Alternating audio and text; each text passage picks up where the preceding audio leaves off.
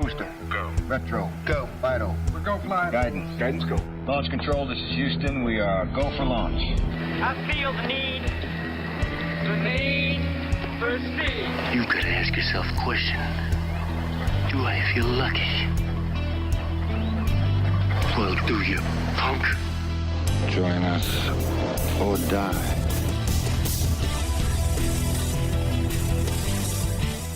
And welcome to Mark Group B Outdoors, the podcast. Welcome to Mark Group B Outdoors and the community show. Glad to have you guys all back and listening. Hope the spring's going good for you and turkey season's been successful, and whatever you've been successful, hopefully you're getting drawn for whatever you want to get drawn for this fall. And let's see, Ryer, what's the best way for people to find out all our different venues? Tell us how they can get involved. I had something planned, but you ruined it. So I guess I'll just have to do a regular one this time. It's because you don't have an imagination. I have a great imagination, and you lead it off the same way every time. And then the one time that I come up with something that really would have matched it, you don't do it, which is typical of how these things normally go for us. So now it's just going to be boring, and nobody's going to go look at us online because they're like, well, that was the worst social media shtick I've ever heard in the history of social media sticks. Would you like me to start over again? No, we're already a minute and 20 in now, so then I'd have to edit it out, and it's a whole big thing. So you know what, Mark, we'll just leave it. We'll just go with it. Okay. You can find us on our website, markgroupyoutdoors.com/podcast. Or thecommunityshow.tv if you want to see the most recent video work that we've been doing. Also, we're on Hunter Vids, so you can see us there. That's Hunter Vids, as in short for videos.com. We also have a YouTube, a Facebook, and an Instagram at The Community Show. We're everywhere. We're everywhere. We're everywhere. Well, except for Twitter. We're not on Twitter. We've established that we're not on Snapchat, and we're not on Tinder. All right. So no female geese or anything like that we can hit on a tractor. Only us. Only us.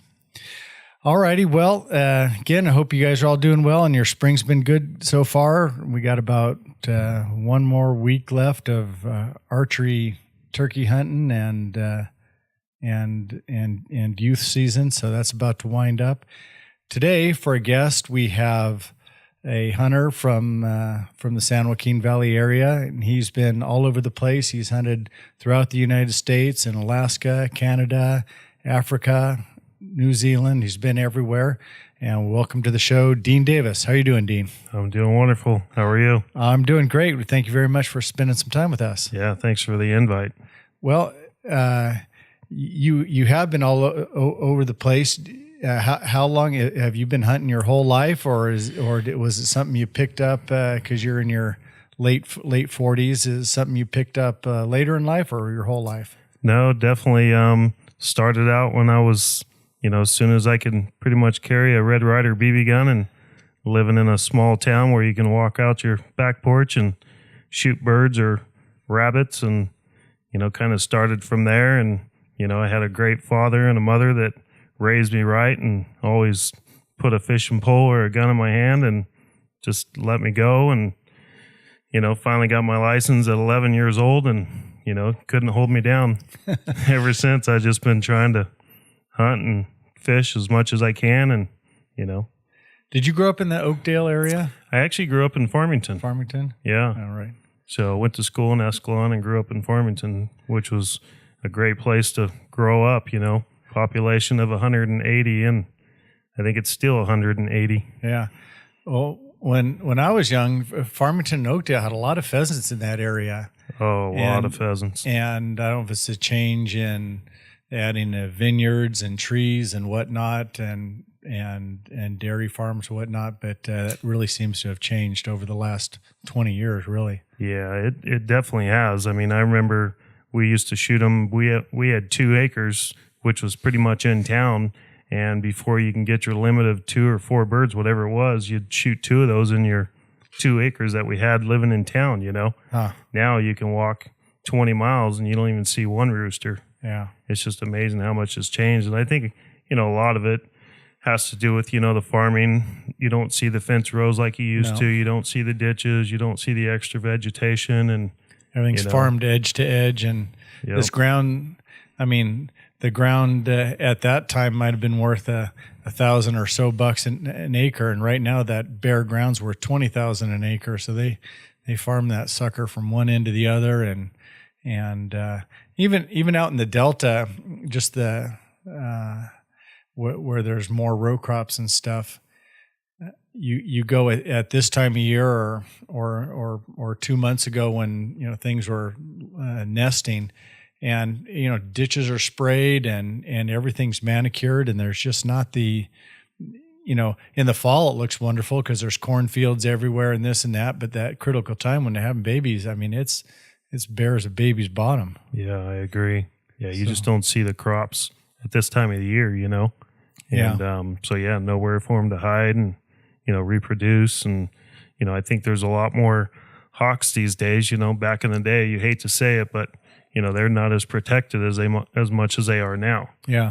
So a lot more people they're protecting them. Back when you were younger, you hear of people that are out shooting them with their 22s. And, so now there's just, there's no way for the pheasants to thrive anymore because of all these hawks and coyotes and foxes and everything, and raccoons. And even the predators we're so much less effective on, due to trapping limitations and everything like that. We just can't. A lot of it you hear on the news these days about, all these gun rights, or they're trying to take guns away. Everybody's been saying we used to take our guns in our trucks to school.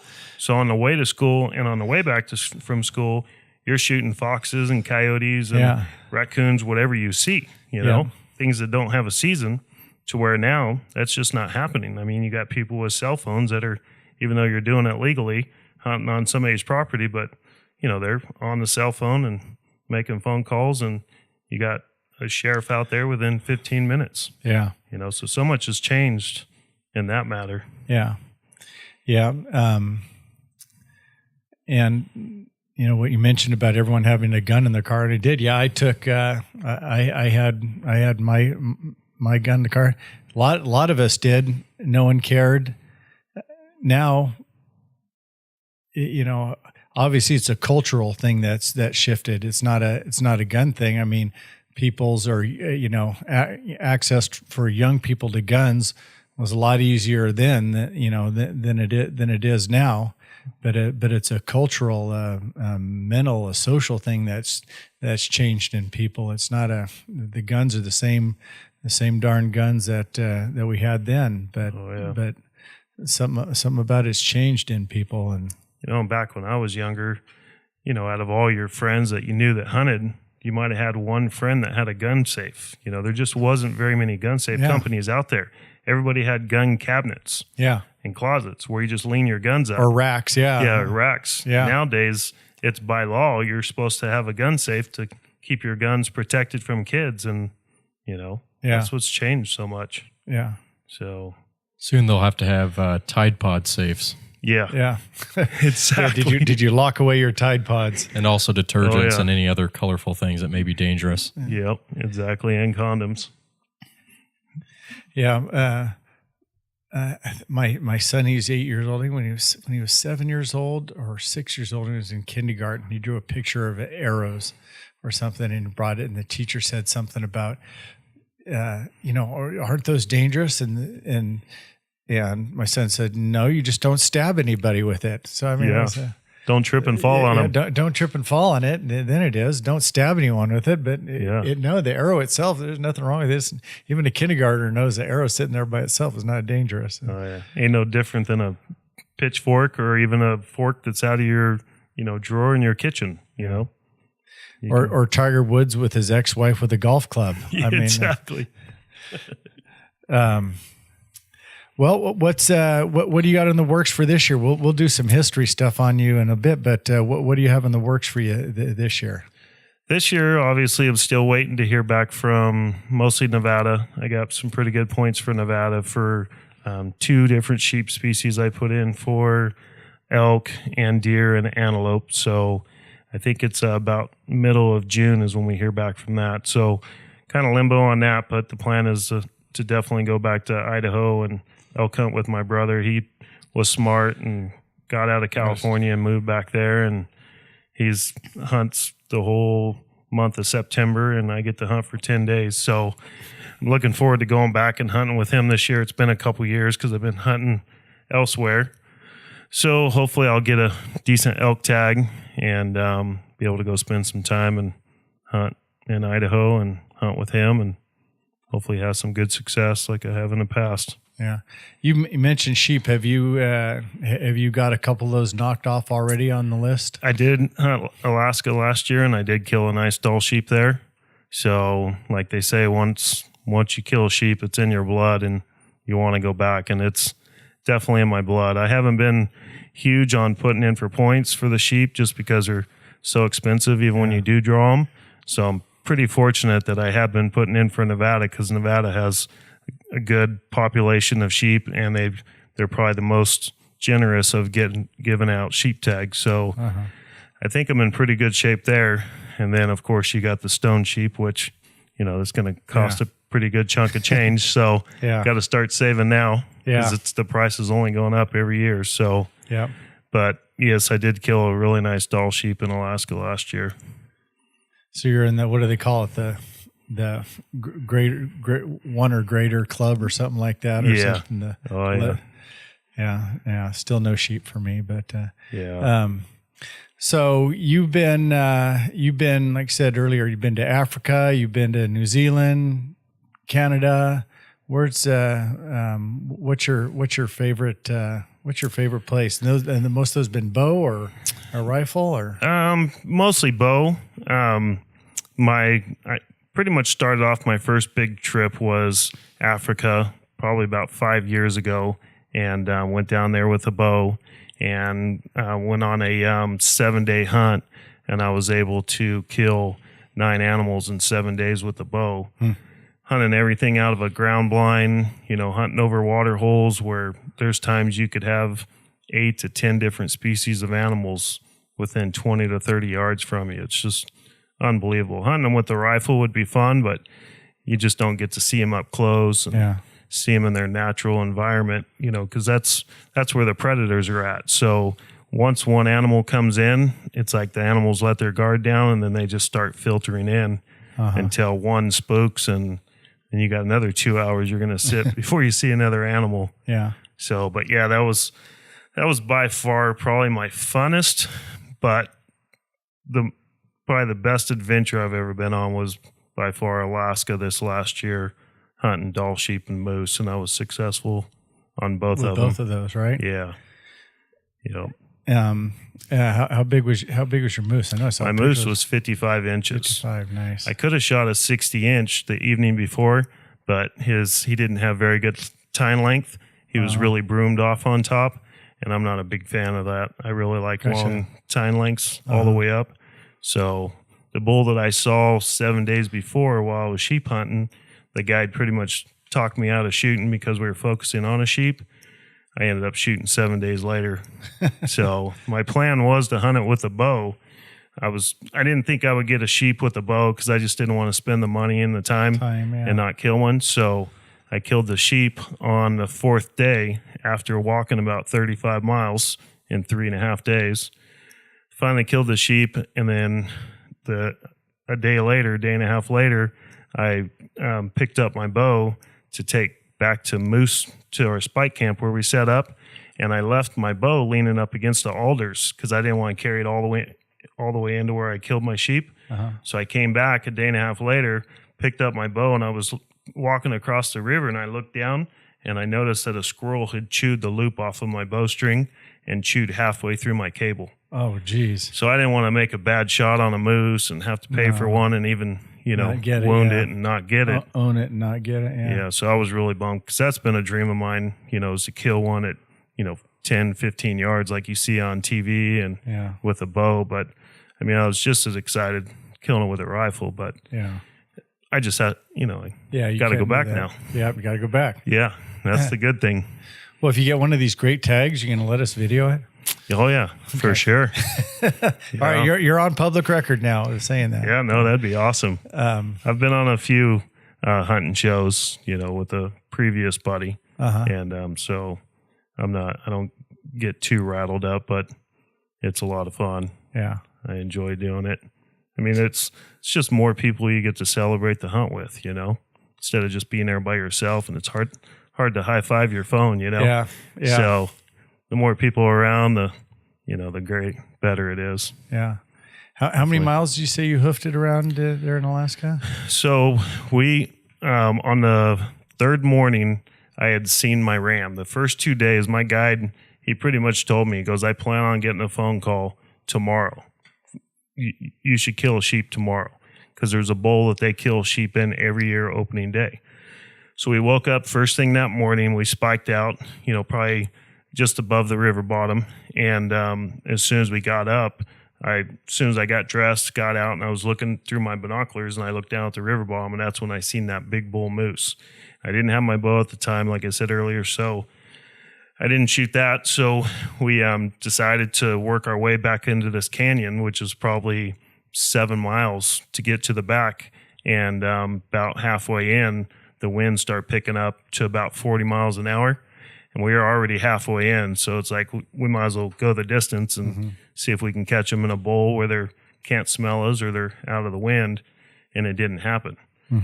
So we came back out, woke up about 4 o'clock the next morning, picked up our spike tent and everything, went to another canyon at the base of a canyon, set up our spike tent, walked up to another canyon all the way to the back, same distance, probably 7 miles in. Got back in there, same thing, 40-mile-an-hour winds, didn't see anything. So the third morning, I woke up and I told the guide, I said, I am not walking to the west because the wind seems to keep blowing that way. So I walked up from our spike camp, and I'm sitting up on top of the river bottom and the washout, and I was looking off to the east, and I'd seen 3 rams probably 3-4 miles away, and we could tell they had good bases, so we assumed that they were big enough to shoot, hopefully. So I'm grabbing my rifle and grabbing my backpack, and I'm ready to go, and my guides pretty much tell me, we need to go back to base camp and regroup, because we only brought enough food for 3 days, and this was our third day. And if we go for this sheep, there's a good chance that get caught out. Yeah. If he's not legal, we're not coming back. We're going to continue hunting in that area. And so sure enough, we walked all the way back to base camp. So I figured by then I probably had at least 35 miles. All level miles, of course. Yeah, exactly. Nice thing about hunting Alaska where we were at, I mean, you're pretty much spike camped, base camp at 3,000 feet elevation. So you might be hunting up to 4,500 feet elevation, which I could do that all day long. Sure. So you put me at 8 to 10, that's a whole different story, you know. I can do it, but it's a little bit tougher. Yeah, I can feel it. What kind of boots you like to wear for that? I just bought these new boots this last year from Kuyu, and they're the Scarpas, and really impressed by their boots. I had the Kinetrex before, and I've just felt those things when they get wet, when they freeze, they just don't dry out because it's that leather on the boots. So these Scarpas, it's a different material it's not leather, so it's going to breathe. It's, half the weight. And so in 10 days of hunting there, I was there for 15 days, but the 10th day I was hunting there was the first day that my feet got wet. And when you're hunting Alaska, you're crossing rivers. Sure. You're crossing nothing but marsh, tundra. I had my gator socks that you wear up to your hips, just across big rivers, but we were constantly walking in, a lot of bogs, and never once did my feet get wet. So I'm very impressed with those boots. So what? They're not leather. They just some nylon material over the outside, kind of. Yes. They got their rubber, down by the upper soles around your toes and stuff, to protect your toes. But yeah, it's all like a nylon material, and it breathes really well. And I remember every night going back to the spike camp and sitting around the fire, and my guide had to have his boots sitting on rocks drying out. Not once did I have to take my boots off and do it until the 10th day, and then I had to do it. So okay, I have to check those out because I've been wearing the Kenetreks and I've liked them. They say they're not light even when they're dry, but my feet always stayed so comfortable. Just from rocks and everything like that, and my ankles felt good and protected. I've always been really happy with those. But I've always been real happy with mine also. The other thing that I noticed about the leather is over time it'll stretch out, and this fabric material doesn't stretch out at all. Okay. So your feet are just always snug. You don't ever find yourself tightening up your laces. Right. They're just constantly tight. Huh. And that's huge. I'd rather be looking for animals than looking at my shoes, tying up my laces. There you go. Yeah. So.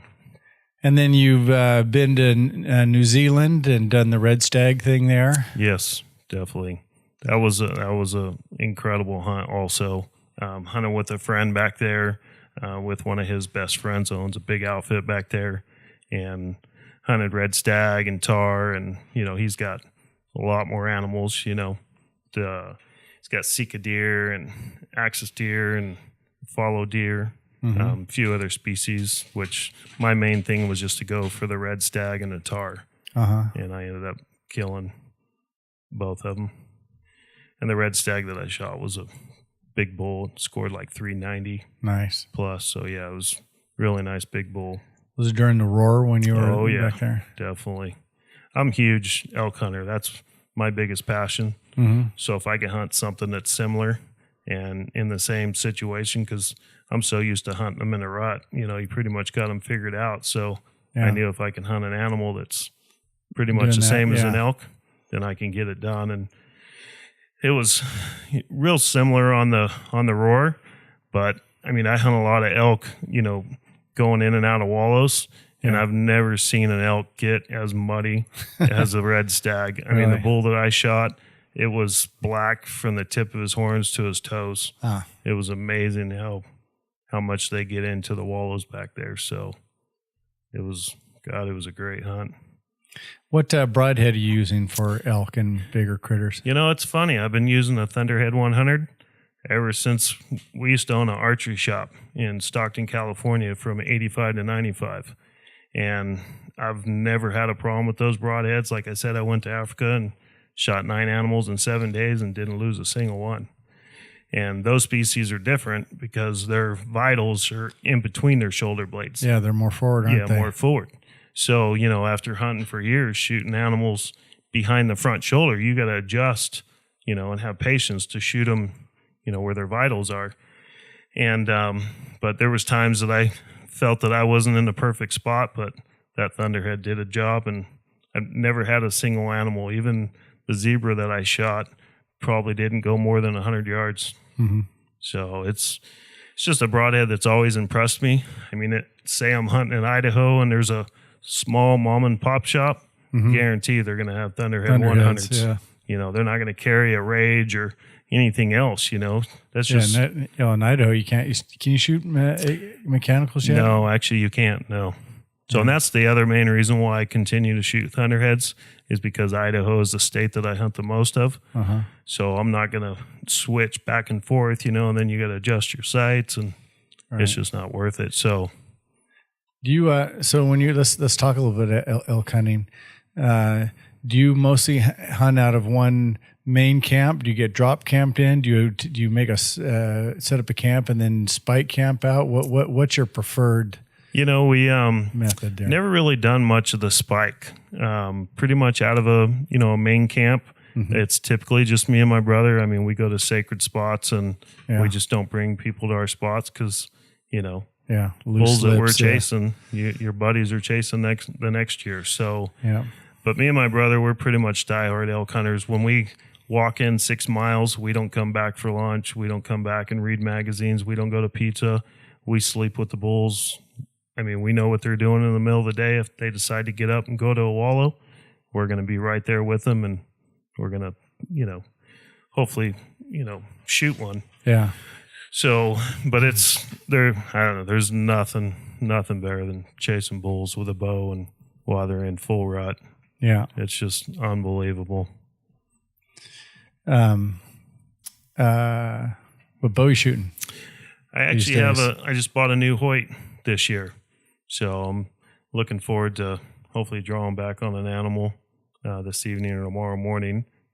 Purchased it, a couple months ago, and I got 3 kids with 4 different sports. Yeah. So it's hard to get out and shoot. We got the local, Lodi Bowman where you get out to shoot on Wednesday nights for 3D, and it's been open since mid-April, and I hadn't even had one chance to get out there and do it just because of sports. But hopefully in the next couple of weeks that'll change and sports are starting to die down. Yeah. But I'm looking forward to putting more arrows to this new bow. So I've pretty much shot every, back when we had our archery shop, I've shot for PSE and Hoyt and Browning and used to shoot tournaments all the time. And so it's, it's hard for me to go more than a couple of years without getting a new bow. Cause when you own a bow shop, yeah, you just get a new one every year. Every year. Yeah. Yeah. So it's like now I get a new bow and it's like, I can't even remember what the name is because or even worry about what the name is. Cause I'm just going to get a new one in a year or so, but yeah, it's nice that way. I really liked Matthews a few years ago, and then I started shooting elites, and I loved elite. And then, I'm getting older. I really enjoy backpacking in and staying in, and so I wanted to go with this new carbon riser bow, and I think it's going to make a big difference, and it's a great shooting bow. Nice. So, yeah. So hopefully I get to put an arrow in a big bull this year. Yep. When if you had to pick 7 days to hunt elk, tell me your starting and tell me your starting date. I would say I've killed 9 bulls with a bow. I think 2 of them were on the 10th, but most of them were like the 14th or the 15th. So, it's depending on where you're at. Eastern Idaho, we get into the bulls August 30th, just cranked up. Mid Idaho area we hunt, you better be there the last 10 days or else it's just going to be quiet. Mm-hmm. So, just technique on hunting them. If it's early, you hunt over water or hunt over a wallow. If it's late, you get to listen to them all night through the wall tent walls and hear them bugling and get like 2 hours of sleep and ready to roll again, Yeah. So, but yeah, I would say, probably between the 10th and the, 17th, somewhere around there is, when I think it's the best. Mm-hmm. So I think more people show up on those last 10 days of the season because everybody thinks you got to be there at that time. But, if you can get there early and get them figured out before the people were there. Before the people start dinging with them. Yep, exactly. And just get away from where the people were at. Mm-hmm. Sometimes you got to deal with the highway noise. The bulls can be right down next to the highway, and a week later you got to be 6 miles in. Depends on where the cows are. Yeah, and finding that spot where no one's messing with them, and it's amazing. Sometimes you walk in. I've walked in 7 miles and ran into people, and then sometimes I've just gone right around the knoll, half a mile, quarter mile from camp, and there's animals there that no one's been farting with. It's just. Yeah, exactly. you just got to find the ones that haven't been messed with, at least in my experience. Well, then we have a tiebreaker this year because I've killed 9 with my bow. So nice. We got a tiebreaker. I think your quality control has been a little better than mine. I got a couple spikes in there and some raghorns too. Yeah, I got a couple raghorns early on. It took me probably 5 years to keep my knees from knocking back and forth before I can finally put an arrow in one. And I killed a spike for my first bull, and I didn't get the shakes out. Finally, I killed a big bull, and from then on, I get the shakes, but it's pretty much after I release an arrow. Yeah. So, and that was a huge difference for me. It was finally putting a big bull on the ground, and then it seems to have come a lot easier. Yeah. So my knees shake sometimes, especially when they're bugling and running in at you. But yeah, sometimes it just depends how long you have to think of it. Sometimes, it takes too long to happen, or the anticipation starts building up, and that's when I roll over and urinate on myself and do something stupid. But if it happens quick enough, usually I'm okay. But I don't know.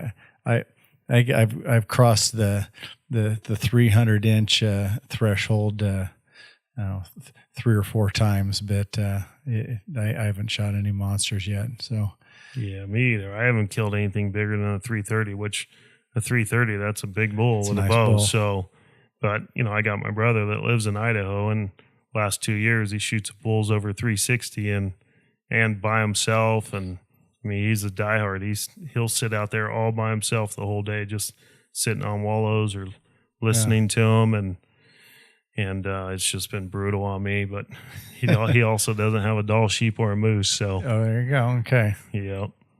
Yeah. But yeah. Well, heck, even these pigs, which we're going to go hunt tonight, I see one of those and I get too much time to think about it. I get nervous. I guess that's why I love hunting so much, because I still get so wound up that no matter what it is, I'm still getting excited. So I guess. Exactly. I guess. Once we stop getting excited, that's when it's time to pick up the remote and just watch hunting, I guess. Yeah. We're going. But, oh, yeah. Yeah, no, I'm pretty excited. Hopefully we see some pigs. And I mean, just seeing them is, the main part of it. Putting an arrow in them is always great, but just, being out of the valley, just being up here doing what we love to do is great. Yeah. So. Well, we'll go get dressed here real soon and launch a couple arrows if we want and go see what we can find. Well, thank you very much for spending time with us today. And if people want to find you, I know you're on Facebook, so they can look up Dean Davis on Facebook and be friends with you and definitely check out some of your adventures. So it's probably the best way to find out what you got going on. Yeah, I don't have all my adventures on there, or all my animals, but I do try to put some on there, when I can. But you just don't want to be too much of a bragger and people start, making fun of you or whatever. But no, I don't think I'm that hard to find. Okay. Unless I'm out in the woods, and good luck finding me. There you go. Well, Dean, thank you very, very much for spending time with us today. No problem. Thanks for having me. And we thank you all for listening to another podcast of Mark Groupie Outdoors, and hope you found this educational and entertaining. And we will be winding up our turkey season. I don't know. I have a hard time. I guess fishing is something that I do when there's nothing left to hunt. And I don't know, I think turkeys are like something that I do when there's no big game left to hunt. So I don't know. I guess I'm running out of season. So if I'm going to get a turkey, I better get a turkey soon here. I think maybe what we should try to do is figure out a way that we can hunt turkeys out of a coffee shop. There we go. That might suit your style a little bit more. Well, we do have a general 8:30 turkey rule, where either we're done hunting because we've got a bird, or we're getting a cup of coffee somewhere. So that's kind of been how much patience I've had for turkey. So, but we just had a hunt with the National Wild Turkey Federation, and we donated a hunt, and a young man came up and shot a turkey. So I think that's some of the best use for our turkeys here is spread it on to some people who haven't had the opportunity. Maybe I'm a little spoiled because I just get a look at them all the time. So, but anyways, we hope your guys' spring is winding up good and your turkey season's winding up good and you're getting the tags you want. We thank you very much for listening, and we'll see you next time on Mark Groupie Outdoors, the podcast. It's not the end yet. You forgot something. Social media plugs. Now you have to do it because you forgot it. Disclaimer. Wait till I come in with the actual social media handles. Royer, tell them what they've won. You have to try to go through them all. We're going to see which ones you do right, then I'll make the corrections. We're on Pinterest. No. We're on Tinder. No. We're on Twitter. Wrong. Let's see. I'm 0 for 3 here. If this was baseball, you'd be out. I'd be out. He's out of there. So you can find us on our website at markgroupieoutdoors.com. You can Correct. find us at The Community Show on our various social media platforms, which are Facebook, yes, Instagram. Mm-hmm. Oh, I'm doing good. What else? There's some other There's one more freaky thing that you've got us. There's one more that's very important to the visual YouTube moving pictures. We're on YouTube. Indeed. All right, we're on BroTube. How about our community show website? What's that one? That is www.thecommunityshow.tv. Correct. Hey, he wins. All right, that's all, folks. That's all, folks. Thank you very much, and we'll see you next time.